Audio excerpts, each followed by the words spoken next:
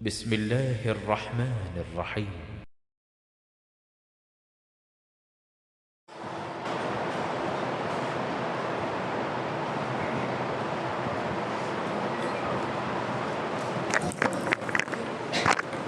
السلام عليكم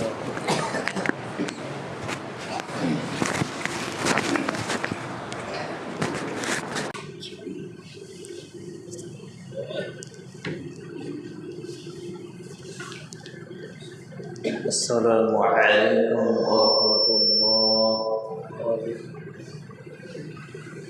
إن الحمد لله نحمده ونستعينه ونستغفره ونعوذ بالله من شرور أنفسنا ومن سيئات أعمالنا. من يهده الله فلا مضل له ومن يضلله فلا هادي له.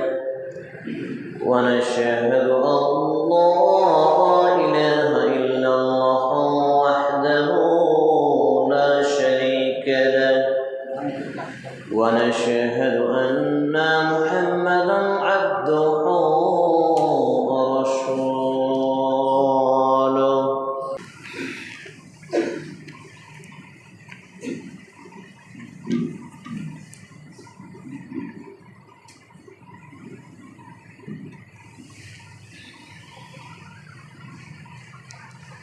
الحمد لله رب العالمين، والصلاة والسلام على رسوله الكريم وعلى آله وصحبه أجمعين. أما بعد، قال الله تعالى في كلامه المجيد والفرقان الحميد: أعوذ بالله السميع العليم من الشيطان الرجيم. لترون الجحيم ثم لترونها عين اليقين ثم لتسألن يومئذ عن النعيم. الآية. القمة بن قاسم رحمة الله عليه يقول: سمعت عمر بن الخطاب رضي الله تعالى عنه على المنبر قال: رسول الله صلى الله عليه وسلم يقول: إنما الأعمال بالنية. رواه البخاري بسند صحيح. وفي رواية عن أنس رضي الله تعالى عنه قال: قال النبي صلى الله عليه وسلم: كل بني آدم خطاء وخير الخطائين التوابون. رب اشرح لي صدري ويسر لي امري واحلل عقدة من لساني يفقهوا قولي. رب يسر ولا تعسر وتمم بالخير. رب زدني علما رب زدني علما رب زدني علما। যাবতীয় প্রশংসা, গুণগান, গুণকীর্তন, হামদ ও সানা একমাত্র আল্লাহ রাব্বুল আলামিনের নিমিত্তে, যিনি এক এবং একক ওয়াহদাহু লা শারীকা খালিক এবং মালিক। যে আল্লাহ রাব্বুল ইজ্জাতের প্রশংসা দ্বারা শেষ করা অসম্ভব, তাই প্রশংসা করত আন্তরিকতার সাথে একযোগে একসাথে পুরুষ হিসেবে উচ্চস্বরে পাঠ করি আসলে আমরা বলে ফিরি আলহামদুলিল্লাহ। অতঃপর অসংখ্য দরুদ ও সালাম শান্তি ধারা বর্ষিত হোক আখিরি নবী নবী রাহমাতুল আলামিন মা আমিনার লাল মরদুল মুহাত্তাবা পুরুষ মুহাম্মদুর রাসূলুল্লাহ সাল্লাল্লাহু আলাইহি ওয়াসাল্লামের প্রতি। আমরা বলি আল্লাহুম্মা সাল্লি আলাইহি আল্লাহুম্মা বারিক আলাইহি সাল্লাল্লাহু তাআলা আলাইহি ওয়াসাল্লাম। আনা তালিবুল ইলম, আমি একজন ইসলামের নগণ্য অযোগ্য ছাত্র হিসেবে আজকের জুমার খুতবার আলোচনার বিষয় আল্লাহর দেওয়া নিয়ামতের অবহেলার পরিণতি কি হতে পারে। একটু অনুশোচনামূলক কিছু কথা উল্লেখিত বিষয়ের প্রতি পবিত্র কোরআন এবং সেই সুন্নাহর আলোকে এক গুরুত্বপূর্ণ তথ্য ও তথ্যবহুল বিবরণের আপ্রাণ প্রচেষ্টা রাখছি ইনশাআল্লাহ আজিজ। ওমা তৌফিক ইল্লা বিল্লাহ আলাইহি তাওয়াক্কালতু ওয়া ইলাইহি উনীব। শুক্রবার 10 এপ্রিল 2026, 21 শাওয়াল 1447 হিজরি, 27 চৈত্র 1432 বঙ্গাব্দে আমরা অবস্থান করছি। বর্তমান সময় পর্যন্ত আল্লাহ রাব্বুল আলামিন আমাকে আপনাকে হাঁটা চলা বলা সহ অসংখ্য অগণিত নিয়ামত দিয়ে ভরপুর করে রেখেছেন। তাই তারই প্রশংসা করতো আরেকবার অন্তরস্থল থেকে পাঠ করে এসে আমরা বলি আলহামদুলিল্লাহ। যারা হাঁটু গেড়ে বসে আছেন বা হেলান দিয়ে বসে আছেন অবশ্যই হাঁটু এবং হেলান ছেড়ে দেবেন, কারণ জুমার দিনের সুন্নাহ বিরোধী, রাসূল সাল্লাল্লাহু আলাইহি ওয়াসাল্লামের আদেশ বিরোধী কাজ হলো জুমার দিনে আপনি বসবেন হাঁটু গেড়ে, দুই হাত দিয়ে ভর করে বা হেলান দিয়ে। এটা হচ্ছে আল্লাহ রসুলকে অবদ্ধ করা। অতএব আপনাকে হাঁটু ছেড়ে দিতে হবে। যদি একান্তই অসুস্থতা থাকে তবে আপনি হেলান দিতে পারেন বা হাঁটু গাড়তে পারেন, সেটা ভিন্ন বিষয়।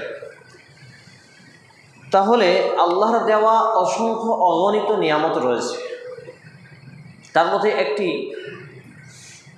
সর্ববৃহৎ নিয়ামত হিসেবে আমি আমার ছোট্ট মেধা দিয়ে, জ্ঞান দিয়ে যেটুকু পাই সেটা হচ্ছে আমাদের আয়ু, জীবন বা বেঁচে থাকা। এটা এভাবেও আপনাকে উদাহরণ দিতে পারি। এই যে রমজান মাস আমাদের সামনে থেকে চলে গেছে, এপ্রিল মাস চলছে, তো গত এপ্রিল পর্যন্ত আমার আব্বু রাহিমাহুল্লাহ একজন আলেম ছিলেন। তিনি কাশিমনগর ফিলপাড়া জামে মসজিদে ইমামতিও করেছেন। অর্থাৎ রমজান মাস পর্যন্ত তিনি তারাবি পড়িয়েছেন, জুমার খুতবা দিয়েছেন, ইমামতি করিয়েছেন। কিন্তু গত আগস্টের 3 তারিখে তিনি দুনিয়া ছেড়ে চলে যান। এই করে করে আমার আপনার পাড়া মহল্লায় এলাকায় অনেক মানুষ আমরা এখানে আসার আগে পর্যন্ত দুনিয়া ছেড়ে চলে গেছেন, যারা কিন্তু পৃথিবীতে ছিলেন। বেশ কিছু সময়কাল দুনিয়ার জীবনে তারা সফর করলেন, কেউ ভালো কর্ম, কেউ মন্দ কর্ম, এর মধ্যম দিয়ে তারা দুনিয়া ছেড়ে চলে গেছেন। তাহলে আমাকে এবং আপনাকে আল্লাহ রাব্বুল ইজ্জাত এখনো পর্যন্ত বাঁচিয়ে রেখেছেন, জীবিত রেখেছেন।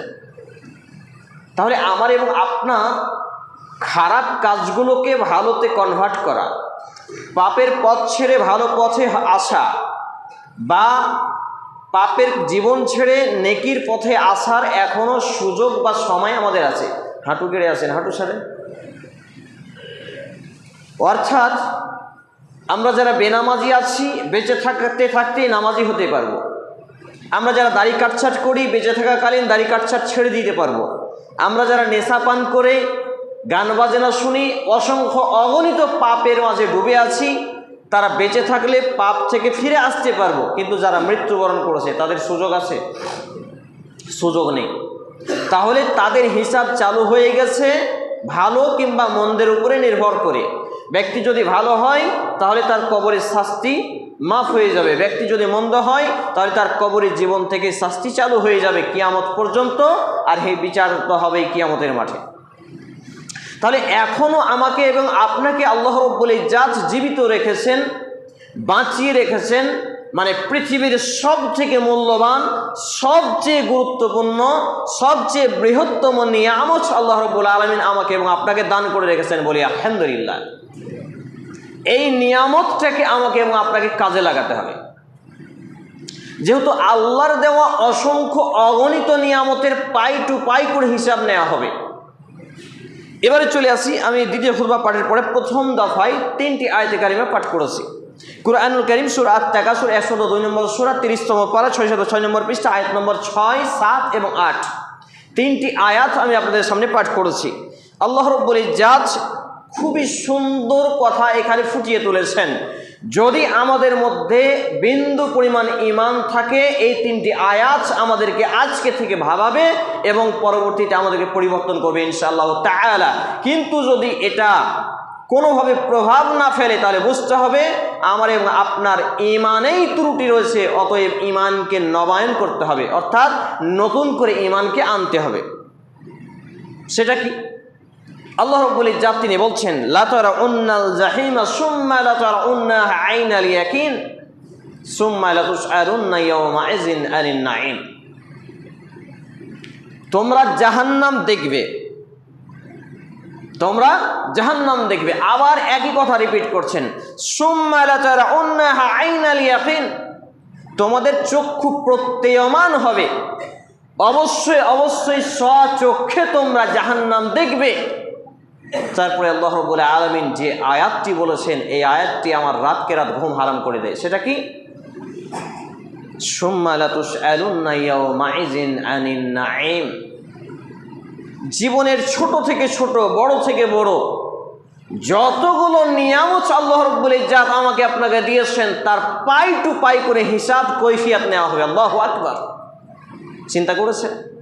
তাহলে আমার এবং আপনার সব থেকে মূল্যবান, সব থেকে বড় নিয়ামত হলো পৃথিবীর বুকে বেঁচে থাকা। আর এর পরে পরে যেটা সব থেকে বড় বড় নিয়ামত হলো আমার এবং আপনার ঈমান থাকা, আমার এবং আপনার মুসলমান ঘরে জন্মগ্রহণ করা, আমার এবং আপনার ইসলামের সাথে পরিচিতি লাভ করা, আমার এবং আপনার মসজিদের সাথে সম্পর্ক স্থাপন করা, আমার এবং আপনার কোরআন এবং সুন্নাহর সাথে জুড়ে থাকা, লেগে থাকা। এরপরে পরে হলো এটি সব থেকে বড় নিয়ামত। এর কারণ যারা কাফের, বেদিন, বেঈমান, নাস্তিক, মুরতাদ, এরা আজকে এই জুমার ঘরে আসার সুযোগ পায়নি। তবে মুসাফিরদের জন্য ছাড় আছে, অসুস্থর জন্য ছাড় আছে, এটা আলাদা চ্যাপ্টার। কিন্তু আমার এবং আপনার ইসলামের সাথে পরিচিত হওয়ায়, আমার এবং আপনার ঈমান বিন্দু পরিমাণ আছে বিধায় আমি এবং আপনি এখন পর্যন্ত মসজিদমুখী হতে পেরেছি, সপ্তাহে একদিন হলেও জুমার ঘরে আসতে পেরেছি।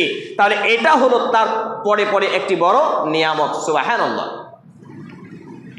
তাহলে এবারে চলে আসুন যে আমার এবং আপনার বেঁচে থাকার সময়সীমাটাকে, আল্লাহর এই বৃহত্তম নিয়ামতটাকে কোন কাজে ব্যয় করছি, কোন কাজে ব্যয় করছি? আল্লাহ রাব্বুল আলামিন এই সূরার প্রথম আয়াতে কি বলছেন? আলহাকুমুত তাকাসুর হাত্তা যুরতুমুল মাকাবির। তোমরা দুনিয়ার মহাচ্ছন্নে, দুনিয়ার প্রতিযোগিতায়, টাকা পয়সা, বাড়ি গাড়ি, অট্টালিকা, এর জন্য তোমরা মহাচ্ছন্ন হয়ে গেছো, দুনিয়ার বুকে ঝাঁপিয়ে পড়েছ, আকৃষ্ট হয়ে গেছো। কতক্ষণ পর্যন্ত? হাত্তা যুরতুমুল মাকাবির, যতক্ষণ না তোমরা কবরে চলে না যাচ্ছ। তাহলে বাস্তবেই কিন্তু তাই এই আয়াতের সারমর্ম পুরোটাই ম্যাচিং করে আমাদের জীবনের বাস্তবতার সাথে। সেটা কিভাবে? যে আমরা দুনিয়ার জীবনে ভোর 4টা থেকে নিয়ে মাছওয়ালা, মাছের ব্যবসায়ী ভোর 4টার সময় উঠে চলে যায়, কিন্তু মুয়াজ্জিন ওই সময় ডাকে আসসালাতু খায়রুম মিনান নাওম, সে কিন্তু মসজিদ পানে আসে না। মুয়াজ্জিন সেই সময় ডাকে হাইয়া আলাস সালাহ, সালাতের জন্য এসো, হাইয়া আলাল ফালাহ, সাফল্যের জন্য এসো। অথচ এই মাছওয়ালা, এই সবজিওয়ালা, এই ব্যবসায়িক, এই টাকা পয়সা উপার্জনের জন্য দুনিয়ায় ছোটাছুটি করা লোকগুলো দুনিয়ার পেছনে সফলতা খুঁজে বেড়ায়, কিন্তু মসজিদে এসে হাজিরা দিয়ে সালাত আদায় করার মাধ্যম দিয়ে সে চূড়ান্ত সফলতা অর্জন করতে পারে, এই জ্ঞান, এই ঈমান, এই বাস্তবতা জ্ঞান তার মধ্যে কোনো কাজ করে না। সেন্সই নেই, নন সেন্স হয়ে আছে। সম্মানিত উপস্থিতি ভাই এবং বন্ধুগণ, আমার এবং আপনার প্রত্যেকটা সেকেন্ডের হিসাব নেওয়া হবে। প্রতিটা সেকেন্ডের হিসাব যদি আল্লাহ রাব্বুল ইজ্জাত আমার এবং আপনার নেন, তাহলে আমরা আল্লাহ রাব্বুল আলামিনের ইবাদত করছি নাকি শয়তানের ইবাদত করছি, নাকি রাজনৈতিক দলের ইবাদত করছি, গোলামি করছি, আর নাকি কোনো পার্টির ঝান্ডা ধরে বিভিন্ন তার গোলামি, পাঁচাটা গোলাম হয়ে পরিণত হয়েছি। আজকে তো বিভিন্নভাবে মুসলমানরা লাঞ্ছিত, পদদলিত, বঞ্চিত, জেল জুলুম নিপীড়নের শিকার হওয়ার মৌলিক কারণ হলো তারা কোরআন এবং হাদিসকে ছেড়ে দিয়েছে, তারা আল্লাহর একত্ববাদ তাওহীদের রিসালাত ছেড়ে দিয়েছে, তারা নবী মুহাম্মদুর রাসূলুল্লাহ সাল্লাল্লাহু আলাইহি সাল্লামের আদর্শকে পদধূলিত করেছে। বিধায় তারা আজকে বিশ্বব্যাপী লাঞ্ছিত, পদদলিত। কখন এই রাজনৈতিক দলের চামচামু করতে যায়, ও একবার লাথি মারে, কখন ওই রাজনৈতিক দলের চামচামি করতে যায়, ও একবার লাথি মারে, আবার ওর কাছে যায়, ওই একবার লাথি মারে। হয়নি ব্যাপারটা এমন? কিন্তু এই সেন্স হবে, জাগাবে কে? অসংখ্য অগণিত আমার মতো যারা খুতবা দেয়, যারা বক্তব্য দেয়, স্টেজে উঠে যারা লেবাসধারী, এরা মুখে কুলুপ এঁটে আছে। পেশাব করার পরে কুলুপ ধরতে হয় কোথায়? লজ্জা স্থানে, কিন্তু কুলুপটা ধরেছে কোথায়? মুখে। এরা কোনো কথা বলবে না। কেন বলবে না? বলছে জেল হয়ে যাবে। আরে ডেড়মা কোথাকার, জেল তো মুসলমানদের, মুমিনদের জন্য এমনি। কিভাবে? আর দুনিয়া সিজনুল মুমিন ওয়া জান্নাতুল কাফের, মুসলমান মুমিনের জন্য দুনিয়া হলো জেলখানা, আর কাফের, বেদিন, নাস্তিক, মুরতাদ, গুন্ডা, লুচ্চা, লাফাঙ্গাইদের জন্য জান্নাত, যা ইচ্ছা তাই করবে। তাহলে আমাকে এবং আপনাকে এখান থেকে কে জ্ঞান নেবে, কে জ্ঞান দেবে যে মুসলমান কোনোদিন জেল জুলুমকে ভয় করবে না, সে সদা সর্বদা আল্লাহর তাওহীদকে, আল্লাহর একত্ববাদের দাওয়াত সে প্রচার করবে, কখনো সে জেল জুলুমকে ভয় করবে না। আমি মুসলিম চিররণবীর মরণকে করি না ভয়, মরলে শহীদ বাঁচলে গাজী আমার উভয় সমান। আমার জেল যতটুকু আমার সেল ততটুকু, আমার বেঁচে থাকা আমার মরে যাওয়া সবই সমান, মরলে শহীদ বাঁচলে গাজী আমার উভয় সমান। মুসলমান তো এমন হবে, কিন্তু হাতে চুড়ি পরা আর অনেক কাপড় পরার মতো অবস্থা যে আল্লাহর ইবাদত করতে বলা হলো ওয়া'বুদুল্লাহ ওয়া লা তুশরিকু বিহি শাইয়্যা, আর তার সাথে কাউকে শরীক করতে মানা করা হলো, নিষেধ করা হলো। রাজনৈতিক দলের ঝান্ডা ধরে আপনি যে অন্যায়গুলো করেন, যে অপকর্মগুলো করেন, যে পাপ কাজগুলো আপনি করেন, এটা মুসলমানদের কাজ হয় না। কারণ মানুষ মারা, মানুষের ক্ষতি করা, হোক হিন্দু খ্রিস্টান ডোম চামার, কোনো ব্যক্তির ক্ষতি করতে পারেন না। আরে পারেন না তো পারেন না, ইসলামের সৌন্দর্য হলো মসজিদের পাশ দিয়ে একটা রাস্তায় হিন্দু খ্রিস্টান ডোম চামার মেথর সব ধর্মের লোক চলাচল করবে, একটা পাথর একটা কাঁটা যদি পড়ে থাকে আপনাকে সরিয়ে ফেলে দিতে হবে। এটা হচ্ছে ইসলামের শিক্ষা। এই শিক্ষা মুসলমানদের কোথায়? রাস্তার ধারে আপনার বাপের জায়গা, আপনার নিজের জায়গা, অথচ রাস্তার জায়গায় আপনি রাস্তার ধারে গোবর ময়লা গন্ধযুক্ত কোনো কিছু ফেলতে পারেন না, সেটাকে নোংরা করতে পারেন না। যদি কোনো মানুষের, শুধু মুসলমান নয়, কোনো মানুষের নাকে দুর্গন্ধ যায়, সে যদি কষ্ট পায়, তাহলে আপনার বিচারের মাঠে হারিয়ে যাবে ঈমান এবং আমল, কোনো কাজে আসবে না। কোথায় আছেন আপনি? এটা হচ্ছে হাক্কুল ইবাদ, বান্দার হক। আপনার প্রতিবেশী যদি হিন্দু খ্রিস্টান হয়, অন্য ধর্মাবলম্বী হয়, সে কষ্টে থাকে, তাকে খাদ্যর জন্য টাকা দিতে আপনি বাধ্য, তাকে খাদ্য পানীয় দিতে বাধ্য, তার চিকিৎসার জন্য টাকা দিতে বাধ্য, তাকে সেবা করাতে বাধ্য। এটা ইসলামের শিক্ষা। আপনি ইসলামের শিক্ষা তো অমুসলিমরা দূরে থাক, আপনি মুসলমানেই দাঙ্গা ফাসাদ করেন, মারামারি খুনাখুনি হানাহানি করেন, আরো কত কি বম পিস্তল নিয়ে লড়ালড়ি করেন। এটা কারণ কি? শুধু দুনিয়াকে রঙিন চোখে দেখছেন বিধায়, আল্লাহ ভীতি নেই বিধায়, তাকওয়া পরহেজগারিতা নেই এজন্যই। অথচ দীর্ঘ একটি মাস রমজান মাসের শিক্ষা ছিল লা আল্লাকুম তাত্তাকুন, মুত্তাকি পরহেজগারি আল্লাহর বান্দা এবং বান্দীদের কনভার্ট করার জন্য, মানবিক হওয়ার জন্য, ধার্মিক হওয়ার জন্য, মানুষকে প্রকৃতপক্ষে একেবারে দেশভক্ত, মানবিক হওয়া, প্রকৃত ধার্মিক হওয়ার আহ্বান বানানোর জন্য। কিন্তু আজকে আমরা মুসলমানরাই এর সার কথা, এর সার মর্ম বুঝি না, বাকিদের কথা তো বাদই দিলাম। আজকে বিশ্বব্যাপী মুসলমানদেরকে কেন জঙ্গি, আতঙ্কবাদী, উগ্র, আরো বিভিন্ন ধরনের খেতাব ট্যাগ লাগানো হয়? মুসলমানদের নোংরা চরিত্রের কারণে, মুসলমানদের অনৈতিক কাজকামের কারণে। কারণ কোন মুসলমান জবান দিয়ে, হাত দিয়ে, মুখের মাধ্যমে, হাতের মাধ্যমে কোনো মুসলমানকে, কোনো মানুষকে কষ্ট দিতে পারে না, আঘাত করতে পারে না। এটা ছিল ইসলামের শিক্ষা। কিন্তু সামান্য একটু স্বার্থের জন্য আপনার ঈমান যে এতটা দুর্বল, আপনার ঈমান আছে কিনা সন্দেহ হয়ে যায়, আপনার চলা, আপনার বলা, আপনার উঠা, আপনার খাওয়া, আপনার লেনদেন, আদান প্রদান, আপনার বাসস্থানে বসবাস করা, আপনার নোংরা ফেলা, অসংখ্য অগণিত পরিবার দেখতে পাই যে ওর নিজের জায়গা আছে বিধায় অন্যের বাড়ির দরজার সামনে ও ময়লা ফেলবে, ওইখানে ভাতের মার ফেলবে, ওইখানে ছাগলের লাদি ফেলবে, ওইখানে গরুর গোবর ফেলবে। এটা ইসলামের শিক্ষা? কোথায় আছেন আপনি? এটা ইসলামের শিক্ষা? সম্মানিত উপস্থিতি ভাই এবং বন্ধুগণ, আমাকে এবং আপনাকে পাই টু পাই হিসাব দিতে হবে আল্লাহ রাব্বুল আলামিনের কাছে। এই পাই টু পাই হিসাব দেওয়ার জন্য প্রস্তুত থাকুন। এবং আমার এবং আপনার পা থেকে মাথা পর্যন্ত যে শরীরটা আল্লাহ রাব্বুল ইজ্জত দান করেছেন, প্রায় প্রত্যেকটা মানব দেহে মেডিকেল সায়েন্সের তথ্য অনুপাতে প্রায় 1700 থেকে 17.5 কোটি টাকার সম্পদ আল্লাহ রাব্বুল আলামিন মজুদ রেখেছেন। বলি আল্লাহু আকবার। চিন্তা করেছেন? পা থেকে মাথা পর্যন্ত 1700 থেকে 17.5 কোটি টাকার সম্পদ আল্লাহ রাব্বুল আলামিন মজুদ রেখেছেন। এক্সাম্পল ফর ইট, একটু উদাহরণ দিই। এই যে আমরা অক্সিজেন শ্বাস গ্রহণ করছি না, একটা মানুষ আইসিইউতে ভর্তি আছে, তার ডেইলি চার্জ কত? সর্বনিম্ন 10,000 নয়? একটা ব্যক্তি আইসিইউতে ভর্তি থাকে, 10,000 টাকা পার ডে তার জন্য গুনতে হয়। আমি এবং আপনি কতগুলো আল্লাহ রাব্বুল আলামিনের নিয়ামত ভোগ করছি, দিনে ক টাকা আল্লাহকে দিই? আল্লাহর অভাব পড়েছে? নাউযুবিল্লাহি মিন জালিক। তিনি তো মানুষের উপকার করতে বলেছেন, তার কোনো কিছুর অভাব নেই। কিন্তু আল্লাহ রাব্বুল আলামিন ইসলামকে শান্তির দিন, শান্তির ধর্ম কেন আখ্যায়িত করেছেন? মূলত শিক্ষার মাধ্যম দিয়ে মুসলমানরা নৈতিক দায়িত্ববান হবে, আল্লাহ ভীরু হবে, মানবিক হবে, ধার্মিক হবে। কেউ বিপদে পড়লে সাহায্যে এগিয়ে আসবে, কেউ অসহায় হলে তাকে সাহায্য করবে। কেউ কারো বাড়িতে এই প্রচণ্ড গরমের সময় ফ্যান লাগবে 3টা, তার বাড়িতে ফ্যান আছে 1টা, আপনার সামর্থ্য আছে আপনি তার বাড়িতে পৌঁছে দেবেন।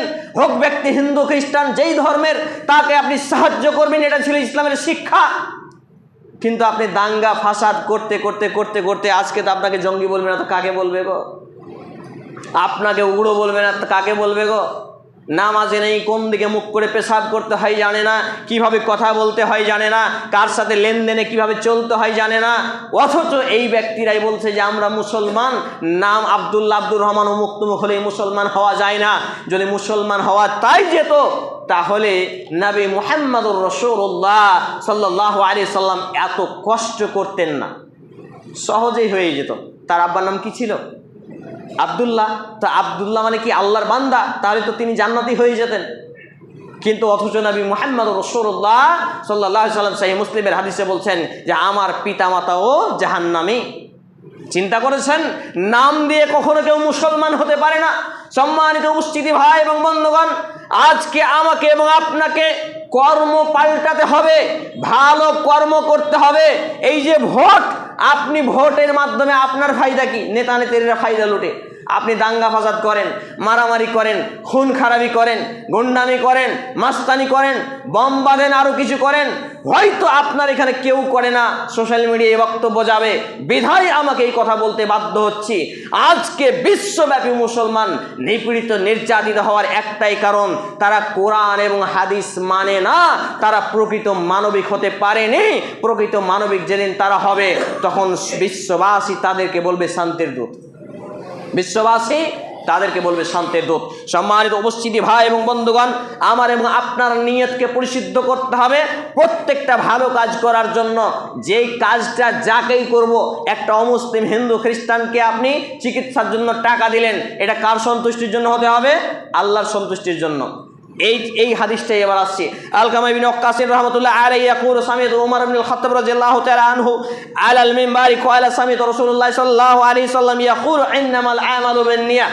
আলকামা ইবনে ওয়াক্কাস একজন তাবেঈ, তিনি বলছেন উমর ইবনে আল-খাত্তাব রাদিয়াল্লাহু তাআলা আনহুকে আমি মেম্বারে বলতে শুনেছি। উমর ইবনে আল-খাত্তাব রাদিয়াল্লাহু তাআলা তিনি বলেছেন আমি রাসূল মুহাম্মদুর রাসূলুল্লাহ সাল্লাল্লাহু আলাইহি সাল্লামকে মেম্বারের উপরে দাঁড়িয়ে বলতে শুনেছি, অর্থাৎ এই খুতবার মেম্বারে দাঁড়িয়ে বলতে শুনেছে কি ইন্নামাল আমালু বিন-নিয়াত। প্রত্যেকটা ভালো কাজের রেজাল্ট বা ফলাফল তাকে দেওয়া হবে তার নিয়তের উপরে ডিপেন্ড করে। এখন আমার এবং আপনার নিয়তটাই যে রমজান মাসে 1 মাস ব্যাপী রমজানে আমরা অনেকেই তারাবি পড়লাম, রোজা রাখলাম, আর রমজান শেষ ঈদের দিন রাত্রে যে মসজিদে আমি ইমামতি করছি, টাকা দিয়ে ইমামতি করিনি, নামাজ পড়িয়েছি টাকার জন্য নয়, বিনা পয়সায় ফ্রিতে, আল্লাহ সাক্ষী। সম্মানিত উপস্থিতি ভাই এবং বন্ধুগণ, সেই জায়গায় আমি ফজরে গেলাম, ফজরে গিয়ে আমি মুয়াজ্জিন সাহেব 2 জন, পরবর্তীতে এলেন একজন 3 জন, নামাজ শেষ হতে হয়তো একজন এলেন 4 জন। যেই রমজানে তার আগের তারাবিতে জায়গা পাচ্ছিলাম না, নিচে তলা উপর তলা ফুল হয়ে যাচ্ছিল, আর সেই মাত্র কয়েক ঘন্টা পরে ইন্না লিল্লাহি ওয়া ইন্না ইলাইহি রাজিউন, কয়েক ঘন্টা পরে ফজরের নামাজে ঈদের রাতে, ঈদের দিনে, শাওয়াল মাসের 1ম তারিখে মাত্র 4 জন মুসল্লি। বলুন তাদের নিয়ত ঠিক ছিল? যারা রোজা রেখেছে 1 মাস, নিয়ত ঠিক থাকলে এরকম হয়? নিয়ত ছিল কি, খুতবা দিতে গেছি, টোটোতে চেপেছি, 2 জন ছেলে উঠলো, বলছে হ্যাঁ আজকে যদি রোজাটা রাখতাম তাহলে ইফতারিটা করা যেত। আমি বললাম কেমন কথা?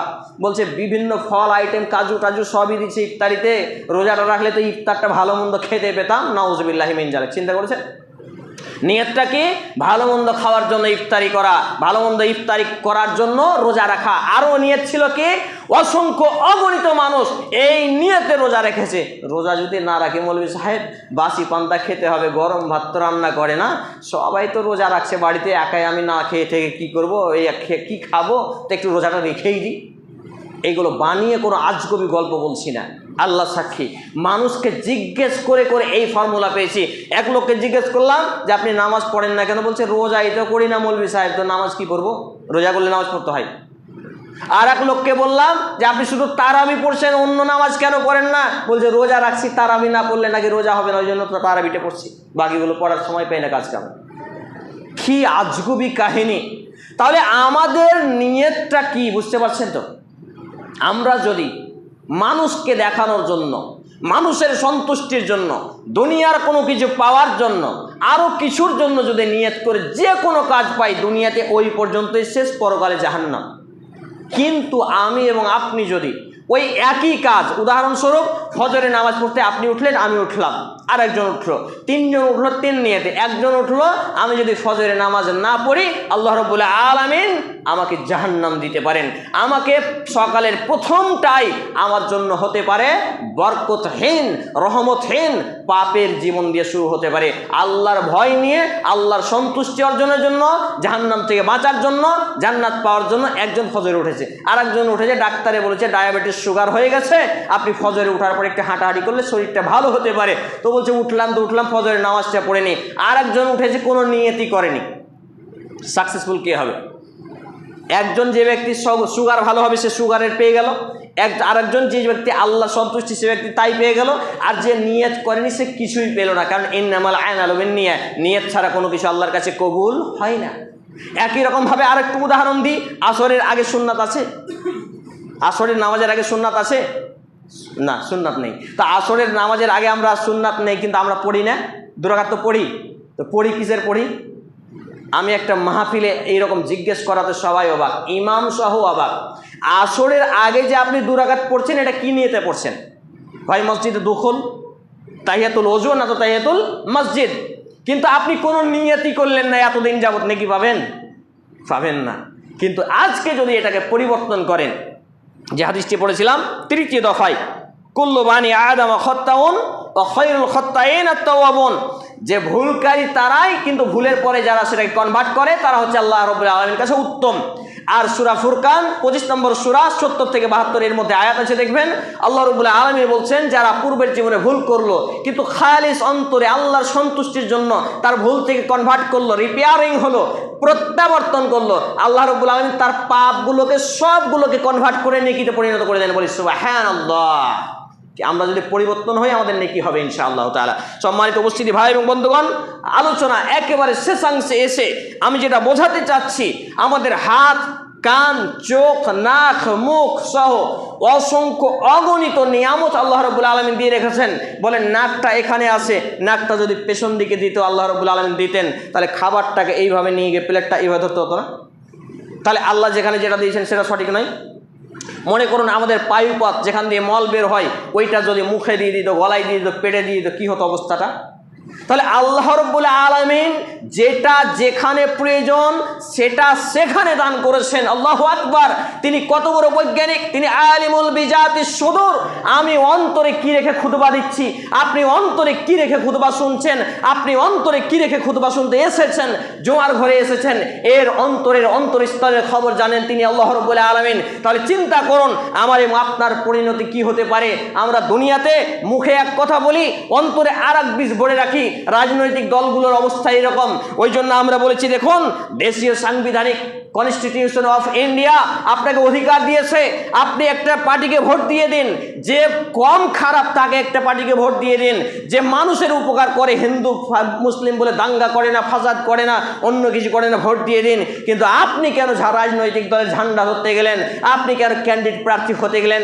আরে আপনি ক্যান্ডিডেট প্রার্থী হতে গেলেন তো গেলেন, আপনি কেন ওই পার্টির বদনাম করেন, উমুকের বদনাম করেন, মানহানি করেন, গীবত করেন, আর গুন্ডামি করেন, মাস্তানি করেন। এইভাবে আপনি কেন করেন? মানুষকে প্রতিশ্রুতি দেন এই করে দেব, কিন্তু ভোটছে যে আপনার দেখা পাওয়া যায় না, একটা সিগনেচারের জন্য লাইন দিতে হয়।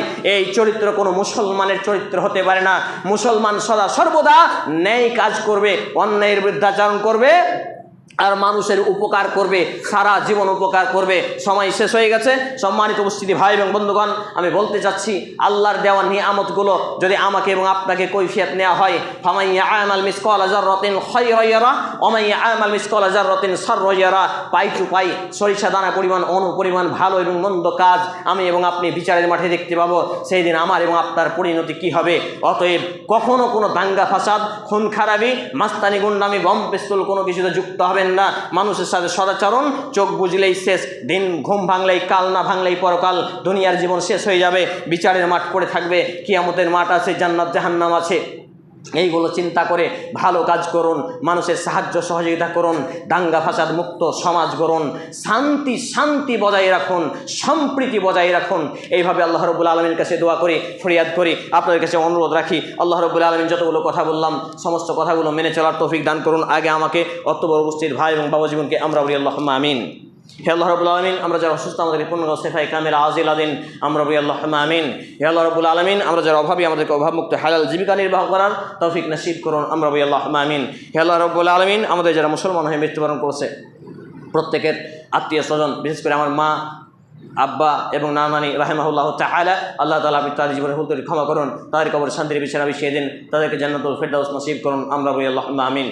এ দাবি, এ দোয়া, এ দরখাস্ত মহান আল্লাহ সুবহানাহু ওয়া তাআলার সামনে রেখে আমরা আমাদের জুমার খুতবা আলোচনা এখানে টানছি। আল্লাহুম্মা সাল্লি আলা মুহাম্মাদিন ওয়া আলা আলি মুহাম্মাদ কামা সাল্লাইতা আলা ইব্রাহিম ওয়া আলা আলি ইব্রাহিম ইন্নাকা হামিদুম মাজিদ। আল্লাহুম্মা বারিক আলা মুহাম্মাদিন ওয়া আলা আলি মুহাম্মাদ كما باركت على إبراهيم وعلى آل إبراهيم إنك حميد مجيد. سبحان ربك رب العزة عما يصفون وسلام على المرسلين وآخر دعوانا الحمد لله رب العالمين والسلام عليكم ورحمة الله. স্ট্যান্ডটা ছিঁড়ে দিয়ে দিন তো, ওটা একটু ছিঁড়ে দিয়ে দেন।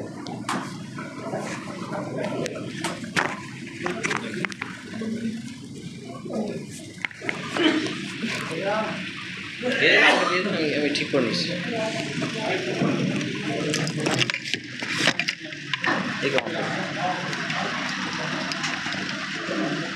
অনলাইন বইঘর দীর্ঘ 9 বছরেরও বেশি সময় ধরে সারা ভারতে হোম ডেলিভারি করছে ইসলামিক বই, খাঁটি মধু, কালো জিরা ও জাইতুন তেল, আতর, খেজুর ও বিভিন্ন হালাল সামগ্রী।